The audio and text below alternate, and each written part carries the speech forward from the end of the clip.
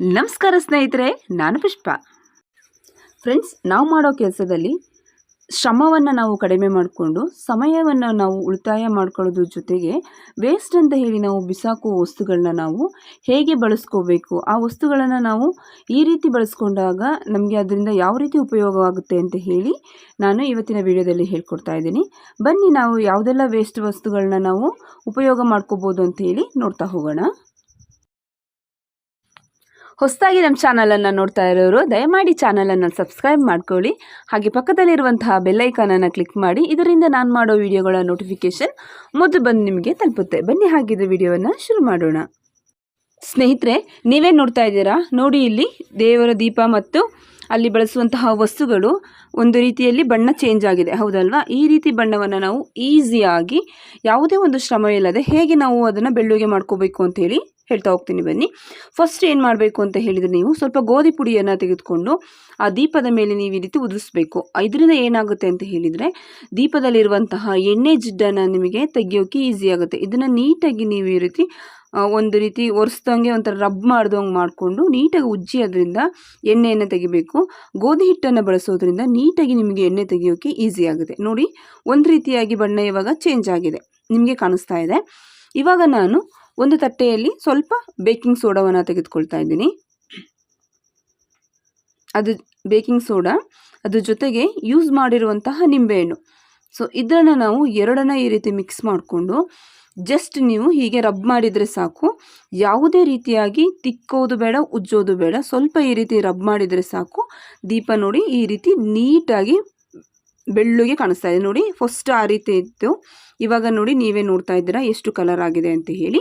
ನೋಡಿ, ಈ ರೀತಿ ಎಲ್ಲವನ್ನು ನಾನು ಈ ರೀತಿ ವಾಶ್ ಮಾಡ್ಕೊಂಡಿದ್ದೀನಿ. ನೆಕ್ಸ್ಟ್ ಬಂದು ಕ್ಯಾರೆಟ್. ಈ ರೀತಿ ಕ್ಯಾರೆಟನ್ನು ನಾವು ಪೀಲರ್ ಅಥವಾ ಚಾಕುವಿಂದ ನಾವು ಈ ರೀತಿ ಸಿಪ್ಪೆಯನ್ನು ತೆಗೆದಾಗ ಏನಾಗುತ್ತೆ, ಆಲ್ಮೋಸ್ಟ್ ಅರ್ಧಕ್ಕರ್ಧ ಕ್ಯಾರೆಟ್ ನಿಮಗೆ ವೇಸ್ಟ್ ಆಗುತ್ತೆ. ಈ ರೀತಿ ವೇಸ್ಟ್ ಆಗಬಾರ್ದು ಅಂತ ಹೇಳಿದರೆ ನಾವು ಸುಲಭವಾಗಿ ಯಾವ ರೀತಿ ಸಿಪ್ಪೆಯನ್ನು ತೆಗಿಬೇಕು ಅಂತ ಹೇಳಿದರೆ, ಒಂದು ಸ್ಪೂನನ್ನು ತೆಗೆದುಕೊಳ್ಳಿ. ಈ ರೀತಿ ಸ್ಪೂನನ್ನು ತೆಗೆದುಕೊಂಡು ನೋಡಿ, ಈ ರೀತಿ ಸಿಪ್ಪೆಯನ್ನು ತೆಗೆಯುವಾಗ ಯಾವುದೇ ರೀತಿ ನಿಮಗೆ ಕ್ಯಾರೆಟ್ ವೇಸ್ಟ್ ಆಗಲ್ಲ. ಅದ್ರ ಜೊತೆಗೆ ಸಿಪ್ಪೆಯನ್ನು ಕೂಡ ನಾವು ನೀಟಾಗಿ ಸುಲಭವಾಗಿ ತೆಗೆದುಕೊಳ್ಬೋದು. ನೀವೇ ನೋಡ್ತಾ ಇದ್ದೀರಾ ನೋಡಿ, ಇಲ್ಲಿ ಎಷ್ಟು ನೀಟಾಗಿ ಅದ್ರ ಮೇಲಿರುವಂತಹ ಸಿಪ್ಪೆ ಬರ್ತಾ ಇದೆ.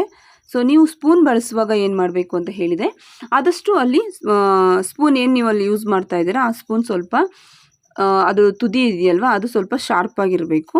ಆ ರೀತಿ ಸ್ಪೂನನ್ನು ಬಳಸ್ಕೊಳ್ಳಿ. ನೋಡಿ, ಸಿಪ್ಪೆ ಕೂಡ ಎಷ್ಟು ನೀಟಾಗಿ ಬಂದಿದೆ. ಇದರಿಂದ ಯಾವುದೇ ರೀತಿ ಕ್ಯಾರೆಟ್ ಕೂಡ ವೇಸ್ಟ್ ಆಗಿಲ್ಲ. ನೋಡಿ, ನಿಮ್ಗೆ ಅಲ್ಲಿ ತೋರಿಸ್ತಾ ಇದ್ದೀನಿ ನೋಡಿ. ಫಸ್ಟ್ ನಾವು ಚಾಕುವಿಂದ ತೆಗೆದ್ರೆ ಈ ರೀತಿ ವೇಸ್ಟ್ ಆಗುತ್ತೆ. ಸೊ ಅದೇ ನಾವು ಸ್ಪೂನನ್ನು ಬಳಸಿದಾಗ ನೋಡಿ, ಅಲ್ಲಿ ಬರೀ ಸಿಪ್ಪೆ ಅಷ್ಟೇ ನಿಮಗೆ ಸಿಗುತ್ತೆ. ಈ ರೀತಿ ಇರುವಂತಹ ಕೊತ್ತಂಬರಿ ಸೊಪ್ಪನ್ನು ನಾವು ದೀರ್ಘ ಸಮಯದವರೆಗೆ ಫ್ರೆಶ್ ಆಗಿಡಬೇಕು ಅಂತ ಹೇಳಿದರೆ ಏನು ಮಾಡಬೇಕು ಅಂದರೆ, ಕೆಲವೊಂದು ಸಾರಿ ನಾವು ಅದನ್ನು ಫ್ರಿಜ್ಜಲ್ಲಿ ಇಟ್ಟರು ಕೂಡ ಬಾಡುತ್ತೆ. ಹೀಗಿರುವಾಗ ನಾವು ಅದನ್ನು ಫ್ರೆಶ್ ಆಗಿಡಬೇಕು ಅಂತ ಹೇಳಿದರೆ ಸ್ವಲ್ಪ ನೀವು ಈ ರೀತಿ ಕ್ಲೀನ್ ಮಾಡ್ಕೊಳ್ಳಿ. ಕ್ಲೀನ್ ಆದಮೇಲೆ ಈ ರೀತಿ ಒಂದು ಪೇಪರನ್ನು ತೆಗೆದುಕೊಂಡು ಆ ಕೊತ್ತಂಬರಿ ಸೊಪ್ಪನ್ನು ಅದರಲ್ಲಿಟ್ಟು ನೀವು ಅದನ್ನು ರೋಲ್ ಮಾಡ್ಕೊಳ್ಳಿ. ಈ ರೀತಿ ಇಟ್ಟು ನೀವು ಪೇಪರಲ್ಲಿ ಇಟ್ಟು ನೀವು ಕೊತ್ತಂಬರಿ ಸೊಪ್ಪನ್ನು ಈ ರೀತಿ ರೋಲ್ ಮಾಡಿ ಒಂದು ಕವರಲ್ಲಿ ಹಾಕಿ ನೀವು ಫ್ರಿಜ್ಜಲ್ಲಿ ಇಡೋದ್ರಿಂದ ಕೊತ್ತಂಬರಿ ಸೊಪ್ಪು ಕೂಡ ಹಾಳಾಗಲ್ಲ. ಕೆಲವೊಂದು ಸರಿ ನಾವು ಹಾಗೆ ಫ್ರಿಜ್ಜಲ್ಲಿ ಇಟ್ಟಾಗ ಕೊತ್ತಂಬರಿ ಸೊಪ್ಪು ಒಣಗಿರುತ್ತೆ, ಇಲ್ಲಾಂದರೆ ಕರಗು ಹೋಗಿರುತ್ತೆ. ಈ ರೀತಿ ನಾವು ಪೇಪರಲ್ಲಿ ಇಟ್ಟು ಈ ರೀತಿ ರೋಲ್ ಮಾಡಿಟ್ಕೊಂಡು ಒಂದು ಕವರಲ್ಲಿ ಹಾಕಿ ಅದನ್ನು ಫ್ರಿಜ್ಜಲ್ಲಿ ಇಡೋದ್ರಿಂದ ಕೊತ್ತಂಬರಿ ಸೊಪ್ಪು ದೀರ್ಘ ಸಮಯದವರೆಗೂ ಕೂಡ ನೀವು ಹಾಗೆ ಫ್ರೆಶ್ ಆಗಿ ಇಟ್ಕೊಳ್ಬೋದು.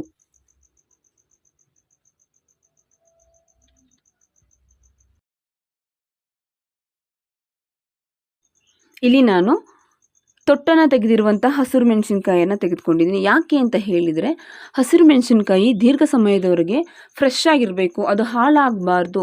ನಾವು ತಂದಂತಹ ಸ್ಥಿತಿಯಲ್ಲೇ ಅದು ಇರಬೇಕು ಅಂತ ಹೇಳಿದರೆ ಫಸ್ಟ್ ನೀವು ಅದರಲ್ಲಿರುವಂತಹ ತೊಟ್ಟನ್ನು ಈ ರೀತಿ ತೆಗಿಬೇಕು. ತೊಟ್ಟು ಸಮೇತ ನಾವು ಹಸಿರು ಮೆಣಸಿನ್ಕಾಯಿ ಇಟ್ಟರೆ ಅದು ಕರಗುತ್ತೆ. ಹಾಗಾಗಿ ನಾವು ತೊಟ್ಟನ್ನು ತೆಗೆದುಕೊಂಡು ಅದಕ್ಕೆ ಸ್ವಲ್ಪ ನೀವು ಅಡುಗೆ ಎಣ್ಣೆಯನ್ನು ಮಿಕ್ಸ್ ಮಾಡ್ಕೋಬೇಕು.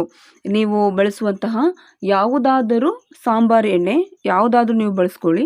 ಅದನ್ನು ನೀವು ಈ ರೀತಿಯಾಗಿ ಎಣ್ಣೆಯಲ್ಲಿ ಮಿಕ್ಸ್ ಮಾಡ್ಕೋಬೇಕು. ಈ ರೀತಿ ಮಿಕ್ಸ್ ಮಾಡಿಕೊಂಡು ಒಂದು ಬಾಕ್ಸಲ್ಲಿ ನೀವು ಹಾಕಿಟ್ಕೋಬೇಕು. ಬಾಕ್ಸಲ್ಲಿ ಹಾಕಿಡುವಾಗ ಕೆಳಗೆ ಮತ್ತು ಮೇಲೆ ಎರಡು ಭಾಗದಲ್ಲೂ ನೀವು ಟಿಶ್ಯೂ ಪೇಪರನ್ನು ಇಟ್ಟು ಬಾಕ್ಸಲ್ಲಿ ಹಾಕಿಟ್ಕೊಂಡಾಗ ಇದನ್ನು ಹಸಿರು ಮೆಣಸಿನ್ಕಾಯಿಯನ್ನು ನೀವು ಕೂಡ ಫ್ರೆಶ್ ಆಗಿ ದೀರ್ಘ ಸಮಯದವರೆಗೂ ಇಟ್ಕೊಳ್ಬಹುದು. ಇದರಿಂದ ಹಸಿರು ಮೆಣಸಿನ್ಕಾಯಿ ಹಾಳಾಗಲ್ಲ. ಇಲ್ಲಿ ನಾನು ಟೊಮ್ಯಾಟೊವನ್ನು ತೆಗೆದುಕೊಂಡಿದ್ದೀನಿ. ಟೊಮ್ಯಾಟೊ ನೀವು ಫ್ರೆಶ್ ಆಗಿ ಅದು ಹಾಳಾಗಬಾರ್ದು, ಸ್ವಲ್ಪ ಸಮಯದವರೆಗೆ ಇಟ್ಟು ನಾವು ಅದನ್ನು ಬಳಸಬೇಕು ಅಂತ ಹೇಳಿದರೆ ಏನು ಮಾಡಬೇಕು ಅಂತ ನೀವು ಕೇಳಿದರೆ, ಟೊಮ್ಯಾಟೊವನ್ನು ಕೂಡ ನಾವು ದೀರ್ಘ ಸಮಯದವರೆಗೆ ಬಳಸ್ಬೋದು ಈ ರೀತಿ ನಾವು ಅದನ್ನು ಉಪಯೋಗ ಮಾಡಿಕೊಂಡಾಗ. ಸೊ ಫಸ್ಟು ನೀವು ಸ್ವಲ್ಪ ಅರಿಶಿಣವನ್ನು ತೆಗೆದುಕೊಂಡು ಅದಕ್ಕೆ ಅಡುಗೆ ಎಣ್ಣೆಯನ್ನು ಈ ರೀತಿ ಮಿಕ್ಸ್ ಮಾಡ್ಕೊಳ್ಳಿ. ಈ ರೀತಿ ಮಿಕ್ಸ್ ಮಾಡಿಕೊಂಡು ಒಂದು ಪೇಸ್ಟ್ ರೀತಿ ತಯಾರಾಗುತ್ತೆ. ಈ ಪೇಸ್ಟನ್ನು ನೀವು ಟೊಮ್ಯಾಟೊ ಇರುತ್ತೆ ಅಲ್ವಾ, ಆ ಟೊಮ್ಯಾಟೊ ಮೇಲ್ಭಾಗದ ತೊಟ್ಟು ಇದೆಯಲ್ವ, ಆ ತೊಟ್ಟಿನ ಮೇಲ್ಭಾಗದಲ್ಲಿ ನೀವು ಈ ರೀತಿಯಾಗಿ ಹಚ್ಕೊಳ್ಬೇಕು. ಈ ರೀತಿಯಾಗಿ ಹಚ್ಚಿದಾಗ ಏನಾಗುತ್ತೆ ಅಂತ ಹೇಳಿದರೆ ಟೊಮ್ಯಾಟೊವನ್ನು ಕೂಡ ನಾವು ದೀರ್ಘ ಸಮಯದವರೆಗೂ ಇಟ್ಕೊಳ್ಬಹುದು.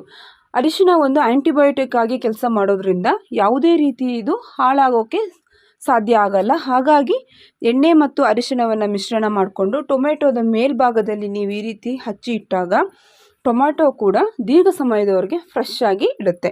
ನೋಡಿ, ಇಲ್ಲಿ ನಾನು ಎಲ್ಲ ಟೊಮೆಟೊಗೆ ಈ ರೀತಿಯಾಗಿ ನಾನು ಹಚ್ಚಿಟ್ಕೊಂಡಿದ್ದೀನಿ. ಇದನ್ನು ನೀವು ಫ್ರಿಜ್ಜಲ್ಲಿ ಇಟ್ಕೊಂಡಾಗಲೂ ಕೂಡ ಹಾಳಾಗಲ್ಲ. ಈ ಟಿಪ್ಸ್ ಹೇಗನ್ನಿಸ್ತು ನಿಮಗೆ? ಇಷ್ಟ ಆದರೆ ಲೈಕ್ ಮಾಡಿ. ನೆಕ್ಸ್ಟ್ ಇಲ್ಲಿ ನಾನು ವೇಸ್ಟ್ ಅಂತ ಹೇಳಿ ನಾವು ಬಿಸಾಕೋ ಕವರ್ ಕೂಡ ನಾನು ಇಲ್ಲಿ ಯೂಸ್ ಆಗೋ ರೀತಿ ಬಳಸ್ಕೊಳ್ತಾ ಇದ್ದೀನಿ. ಏನು ಅಂತ ಹೇಳಿದರೆ ನೋಡಿ, ನಾನಿದು ಬಟ್ಟೆ ಕವರ್. ಸೊ ನೀವು ಸ್ವಲ್ಪ ಹಾರ್ಡ್ ಆಗಿರಲಿ, ತಿಕ್ಕಾಗಿರಬೇಕು.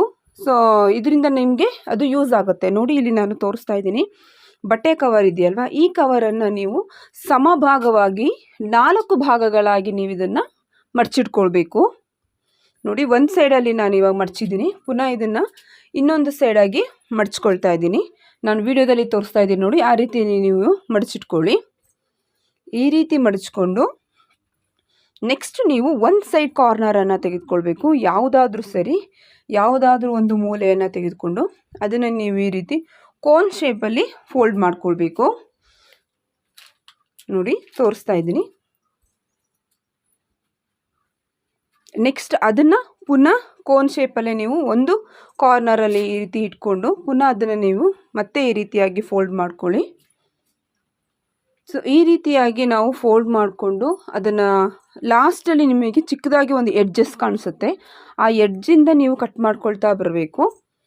ತೋರಿಸ್ತಿದ್ದೀನಿ ನೋಡಿ, ನಾನು ಲಾಸ್ಟ್ ಎಂಡಿಂಗ್ ಪಾಯಿಂಟ್ ಕಾಣಿಸುತ್ತೆ ನೋಡಿ, ಅಲ್ಲಿ ಆ ಪಾಯಿಂಟಿಂದ ನೀವು ಕಟ್ ಮಾಡ್ಕೊಳ್ತಾ ಬರಬೇಕು. ಇದರಿಂದ ಈ ರೀತಿಯಾಗಿ ಕಟ್ ಮಾಡಿಕೊಂಡಾಗ ನಿಮ್ಗೆ ಏನಾಗುತ್ತೆ ಅಂತ ಹೇಳಿದರೆ, ಈಗ ಹಬ್ಬದ ಟೈಮಲ್ಲಿ ಹೋಳಿಗೆ ಅಥವಾ ಶಾವಿಗೆಯನ್ನು ಒತ್ತೋಕೆ ನಿಮಗೆ ಕವರ್ ಏನಾದರೂ ಬೇಕಿದ್ದರೆ, ರೊಟ್ಟಿ ತಟ್ಟೋಕೆ ನಿಮಗೆ ಕವರ್ ಏನಾದರೂ ಬೇಕಿದ್ದರೆ, ಸೊ ನೀವು ಈ ರೀತಿಯಾಗಿ ಮನೆಯಲ್ಲಿ ವೇಸ್ಟ್ ಅಂತ ಹೇಳಿ ಬಿಸಾಕೋ ಕವರ್ಗಳನ್ನ ನೀವು ಈ ರೀತಿಯಾಗಿ ಬಳಸ್ಕೊಳ್ಬಹುದು.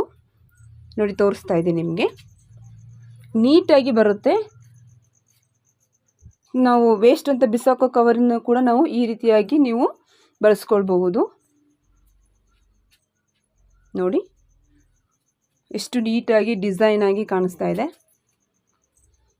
ನಿಮ್ಗೆ ಇನ್ನೂ ಚಿಕ್ಕದು ಬೇಕು ಅಂತ ಹೇಳಿದರೆ ಪುನಃ ಅದೇ ಕವರ್ನ ಈಗ ಯಾವ ರೀತಿ ಮಡಚಿಟ್ಕೊಂಡಿದ್ರ ಅದೇ ರೀತಿ ಮಡಚ್ಕೊಂಡು ನೋಡಿ, ನಾನು ದೊಡ್ಡ ಕವರ್ ತೊಗೊಂಡಿದ್ದೆ. ಸೊ 2 ಸೈಡಲ್ಲಿದೆ ಅದು. ನಾನೀಗ ಎಡ್ಜ್ಗಳನ್ನ ಕಟ್ ಮಾಡ್ಕೊಳ್ತೀನಿ ನೋಡಿ. ಸೊ ಎಡ್ಜನ್ನು ಕಟ್ ಮಾಡಿದ ಮೇಲೆ ನಿಮಗೆ ಅದು ಡಿವೈಡ್ ಆಗುತ್ತೆ. ಒಂದೇ ಟೈಮಲ್ಲಿ ನಮಗೆ 2 ಕವರ್ ಸಿಕ್ಕಿದೆ. ಇನ್ ಕೇಸ್ ಇದು ನಿಮಗೆ ಏನಾದರೂ ದೊಡ್ಡದಾಯಿತು ಬೇಡ ಅಂತ ಹೇಳಿದರೆ ಪುನಃ ಇದನ್ನು ನೀವು ಫೋಲ್ಡ್ ಮಾಡಿ ಚಿಕ್ಕದಾಗಿ ಕಟ್ ಮಾಡ್ಕೊಳ್ಬೋದು. ಇದರಿಂದ ನಿಮಗೆ ಚಕ್ಲಿಯನ್ನು ಒತ್ತಿಡ್ಕೊಳ್ಳೋಕ್ಕೂ ಈಸಿ ಆಗುತ್ತೆ, ಕರ್ಜಿಕಾಯಿಯನ್ನು ಮಾಡ್ಕೊಂಡಾಗ ಇಡೋಕ್ಕೂ ಈಸಿ ಆಗುತ್ತೆ. ಸೊ ಈ ಕವರಿನ ಟಿಪ್ಸ್ ನಿಮಗೆ ಹೇಗನ್ನಿಸ್ತು ಫ್ರೆಂಡ್ಸ್? ಇಷ್ಟ ಆದರೆ ಒಂದು ಲೈಕ್ ಮಾಡಿ.